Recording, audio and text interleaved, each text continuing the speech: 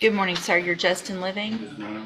And Mr. Living was previously here, entered pleas of guilty to the third-degree felony offense of credit debit card abuse and the second-degree felony offense of burglary of a habitation. The agreement was for a cap of 10 years to run concurrently on each. I've gotten the PSI as well as some letters and information that Mr. Kimler sent on Mr. Living's behalf. Has everyone had an opportunity to review all of that? Yes, Your Honor, we have. Are there any additions or corrections to the PSI? No, Your Honor. Mr. Kimler, you may proceed.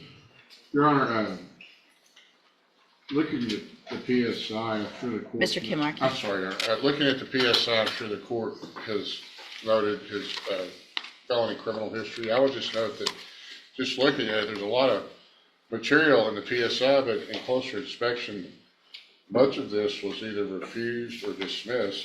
I think it looks like what he has is, as far as felonies, would be a burglary of a building from 2012 possession. 2012 looks like it was probably a 1244, and then another state jail case from 2017, and then the case where he has his TDC time. The only TDC case back in 2017 was injury to a child, elderly, where he got 4 years TDC. So, as I said, first glance, it looks like he does have significant criminal history. I would take issue with the characterization and the recommendations that indicated that his criminal history has continued at a steady pace since 2001. Since it looks like many of the felony cases were either dismissed or refused. Mr. Living, as he stated in his pre-sentence reports, never had probation. In speaking with him, I think that he would benefit from the rehabilitative aspects of probation that are available to him.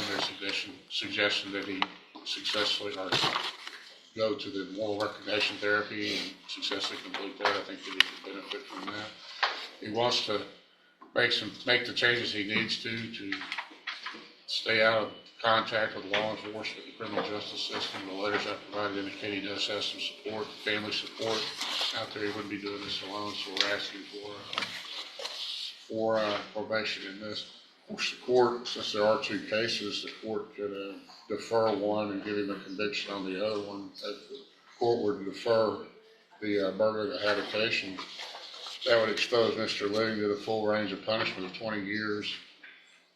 And then, of course, he already does have some state jail convictions, but the credit card abuse, again, is a third degree. So I believe that's just enhanced. The punishment range is just enhanced to a third degree, but the court could see fit to give him a conviction for that and still suspended and place him on probation. But if the court does defer the burglary of habitation, his punishment range would be 20 years if he does run afoul of probation instead of a 10-year cap that he's exposed to now. The court was just to refuse probation. So we asked the court to give him probation in both of these cases. Thank you, Mr. Kimler. Mr. Nichols? I'll disagree with Mr. Kimler's characterization as his criminal history not being that bad. You'll note that he's been mentioned in 83 reports by Belmont Police over the years, Your Honor. And he has continuously been violating the law since 2001. There's about 15 or 16, or at least a dozen misdemeanor convictions, all going back. And all these other felonies, it's noted in the report, there's many instances where cases are dropped by victims due to fear of him. And I think it's important to note that the victim in this case, in the burglary case, was threatened by this individual as he was being arrested, taken out of his garage. The individual, the homeowner had to hold him at gunpoint, Your Honor, when he found him in his garage in the middle of the night. His own explanation of that is he was running from the police and trying to hide dope, which really doesn't give him too much credit here. His explanation of the other credit card abuse case is that he got it from a dope fiend. That's his explanation. So I don't see how probation really seems to be a logical or deserved option at this point. I think the 10 years is appropriate and sufficient to both protect the community and punish his repeated behavior. I'll note in the court, as part of our agreement, I'm dismissing a violation of protective order case. So I don't see why probation would even really be a consideration. And I'll ask court to assess the full 10 years. Mr. Living wanted to address the board. Did he want to tell the judge? Go ahead, sir. I was wrong what I done, but I'm a good person. Like I can do probation. Like I ain't no bad person. You're not. Yes, ma'am. Mr. Living, I have to turn 3 pages to go through your criminal history. I haven't had an officer make the kind of statement in a PSI that I got in this one in a very long time. 83 offense reports have something to do with you in just Beaumont. Don't know where else you've been, if there's any others. 83. A good person doesn't have 83 police reports that have something to do with them. A good person doesn't assault family members over and over again and get time on misdemeanors and scare them or sweet talk them or whatever it is to get out of it on felonies. That is not a good person. I understand you haven't had probation, but you were barely out of prison and off parole when you did this.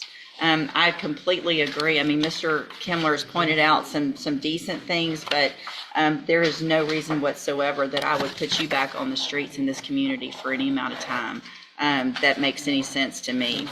So in cause number 24, DCCR 0288, I'm going to find that you entered your plea of guilty freely and voluntarily.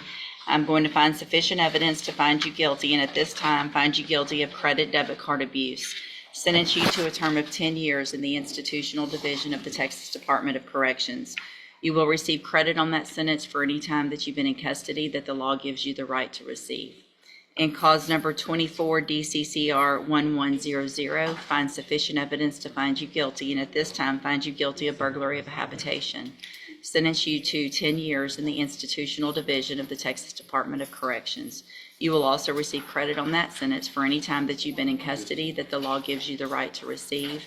These will run concurrently, which means together at the same time. I will sign the dismissal in the other case, which I didn't mention, which is the violation of a protective order where you're supposed to be staying away from somebody, and obviously you probably weren't. So anyway, that'll get signed. I'm going to hand you in each of your cases the trial court certifications that shows that these were agreements that I followed, and so you've waived your right to appeal. I have also handed you a written admonishment regarding your ineligibility to possess a firearm or ammunition. Because of the judgments entered against you, you're ineligible under Texas law to possess a firearm or ammunition. Possession of a firearm or ammunition could lead to charges against you. Firearm is a legal term, and you should read the written admonishment I provide you to see what devices qualify as a firearm. If you have questions about the laws that make you ineligible to possess a firearm or ammunition, or about how long that lasts, you can talk to Mr. Kimler. Good luck to you, sir. You can go back with the Thank you, Your bailiff. Honor. Good morning. Are you Jacob Kozad? Yes, ma'am. Morning, sir. You're Alejandro Uribe? Yes, ma'am. And Mr. Uribe, you were previously in court, entered a plea of guilty to aggravated assault with a deadly weapon. The agreement was for 5-year deferred adjudicated probation, and I received that pre-sentence report. Has everyone had an opportunity to review the report?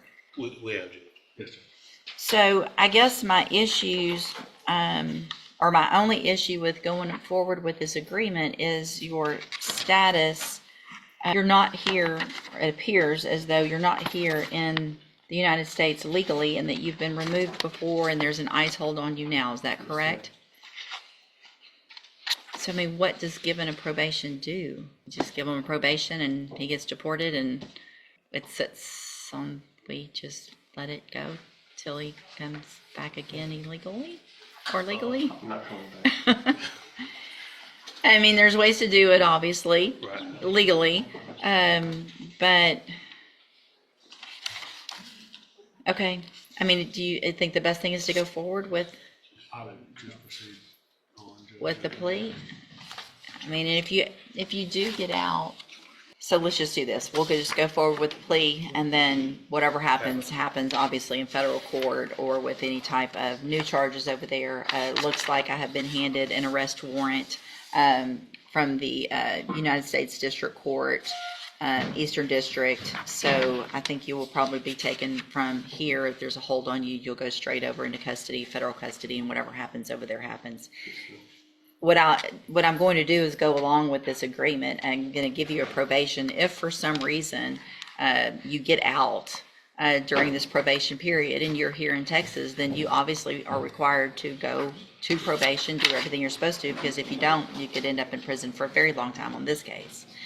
So what I'm going to do is find that you previously entered your plea of guilty freely and voluntarily, find sufficient evidence to find you guilty.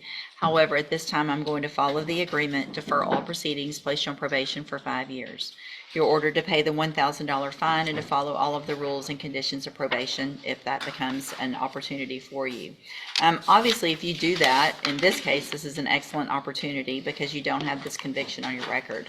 And again, the other side of that, however, is if you do get out and you are here and you do not comply with the conditions of probation, you can be brought back into this court, found guilty of this offense, and sentenced anywhere in the range of punishment, which is up to 20 years in prison. Do you understand? Yes, all right, I'm handing you the trial court certification that shows this was an agreement that I followed, and so you've waived your right to appeal.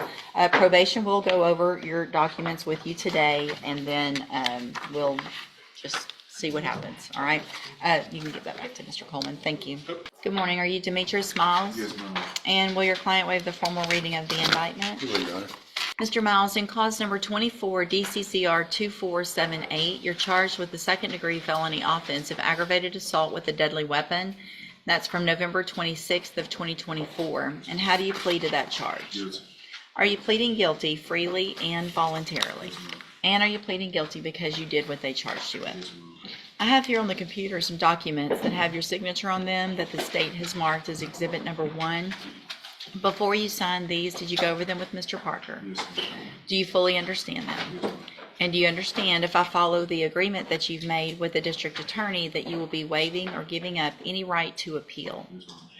Do you also understand, if you're not a U.S. citizen, that a plea of guilty or no contest may result in your deportation, exclusion from admission to the country, or denial of naturalization under federal law? Yes, ma'am. State tenders number 1. Objection. It's admitted. Is Mr. Miles, is there any evidence of Mr. Miles not being competent? No, Your Honor.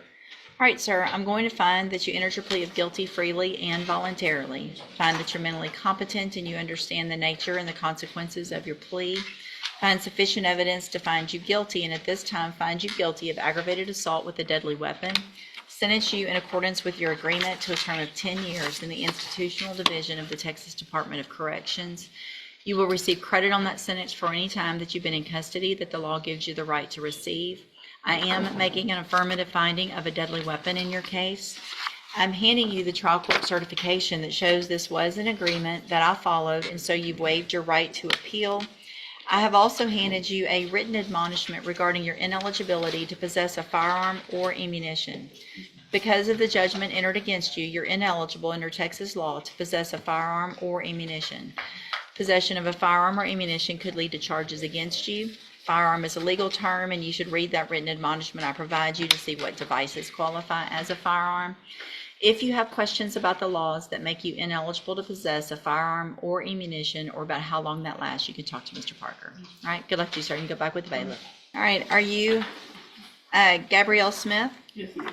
And Ms. Smith, you were previously in court and entered a plea of guilty to the second-degree felony offense of robbery. The agreement was for a cap of 5 years in the Institutional Division of the Texas Department of Corrections. I've received the pre-sentence report. Has everyone had an opportunity to review that report? We have, Your Honor. I have, Judge, and if I may, for the court, my initial correspondence with Mr. Rojas was that she possibly had a tremendous amount of history out of Louisiana that I just couldn't get a grasp on based on the NCIC that I had. Obviously, now probation has successfully done that, and I'm not sure that coupled with her behavior in the jail is even appropriate for the 5-year sentence. I agree with you that it's not. It's not, yeah. I don't think it is either. So, Ms. Smith, I mean, your criminal history is pages and pages long. Hold on. You have felony 1, 2, 3, 4, 5, 6, 7. You have 7 prior felonies for theft of goods. Judge, I think if That's you, wrong. I was going over the PSI with you yesterday. No. By my count, I think we may have 4. Some of those are repeats, if I'm reading this right. Yeah, that's wrong. The, well, if you look at the first page of felonies, Uh-huh. she was sentenced to 12-month parish. That's not, it's called parish prison, but I think that's actually a misdemeanor. Okay, so And let's, so that one I don't think would count. On the Okay. second page, if you look at the first conviction, which is 1, 2, 3, 4, 5 down. That's well, the very top one is okay, yeah, that one's well, yeah. a year in Department of Corrections. And then the next one is number 5 down. That's the same one, I think, as 1, 2, 3, 4 down. That's the same amount of restitution, same time sentenced.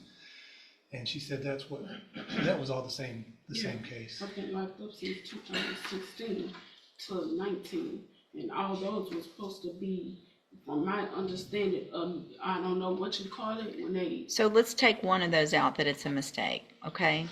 Let's it's take nowhere near 7. And then the same thing with the 1, next 2. following 2. So it's 4 or 5. 1. No. They all, 2, what I'm saying is they're all, Just because they ran at this, I'm sorry, listen, I'm just sorry. because your time ran at the same time doesn't mean that you weren't out there committing the same thing. Don't talk over me. Over and over and over again. The misdemeanors alone, I've got at least 8 theft misdemeanors, at least 4 stand up. I'm sorry. At least My leg 4 is outside nerve. Okay, at least 4 felonies. I'm not going to accept the agreement for a cap of 5 years. I do not think that is appropriate in your case, based on the nature of this offense, based on your underlying criminal history, based on jail incident reports that I've received. So I'm rejecting that offer, allowing you to withdraw your plea. I'm going to reset your case. You guys can negotiate. If y'all come up with something different that the state thinks is appropriate, then I will look at that at that time. You can go back with the bailiff. I still have my bond.